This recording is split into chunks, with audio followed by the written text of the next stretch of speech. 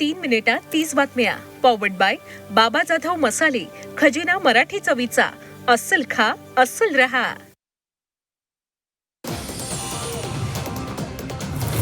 आखातीमधील युद्धाचा सामान्य जनतेवर परिणाम होता कामा नये. पंतप्रधान मोदींच्या मंत्र्यांना सूचना. तर मोदी सरकारमुळे देशावरचं संकट अधिक गडद होणार. प्रियंका गांधींचा हल्लाबोल. गॅस टंचाई निर्माण झाल्यानं स्वयंपाकासाठी विद्युत उपकरणांची खरेदी वाढली. विजेवर चालणारी उपकरणांच्या मागणीत वाढ. मुंबईतल्या हॉटेल व्यवसायावर संकट. गॅस उपलब्ध नसल्यानं मेन्यूमध्ये बदल. लवकरच काही हॉटेलचे शटर डाऊन.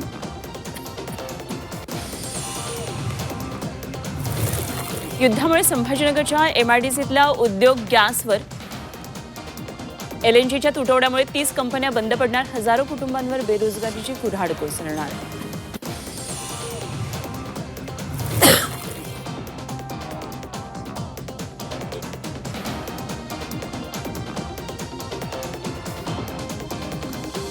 संदर्भात छगन भुजबळ मुख्यमंत्री फडणवीस यांच्या चर्चा. नागरिकांना रॉकेल उपलब्ध करून देण्याची भुजबळांची मागणी.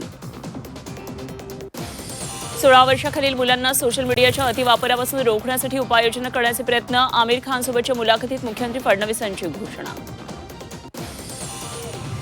अनेकांनी आमचा विश्वास तोडला. आमिर खानसोबतच्या मुलाखतीत मुख्यमंत्री फडणवीसांचा उद्धव ठाकरेंना चिमटा.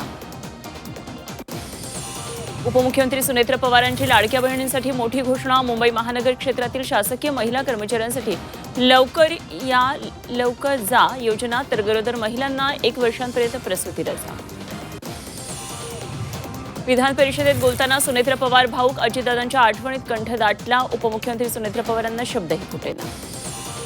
विमान अपघाताची सीबीआय चौकशीचा निर्णय अद्याप नाही. राष्ट्रवादीच्या आमदारांचं मुख्यमंत्री देवेंद्र फडणवीसांना स्मरणपत्र. मिरज पंचायत समितीत भाजपला धक्का. शिवसेनेच्या मदतीनं काँग्रेसचा सभापती तर शिवसेनेकडे उपसभापतीपद. नाशिक म्हाडा 20% राखीव भूखंड घोटाळ्यात अखेर नावासह गुन्हा दाखल. शहरात 262 एकर जमीन घोटाळा. 194 जणांविरुद्ध गुन्हा दाखल. नाशिकमध्ये त्र्यंबकेश्वर मंदिर परिसरात एका भाविकाची बॅग चोरी. बॅगमध्ये 6 लाखांचे सोन्याचे दागिने रोख रक्कम होती. या प्रकरणात एका महिन्यानंतर पोलीस ठाण्यामध्ये गुन्हा दाखल. गावात शिवी देणाऱ्याला 500 रुपयांचा दंड. अहिल्यानगरच्या कोळगाव ग्रामपंचायतीचा ठराव.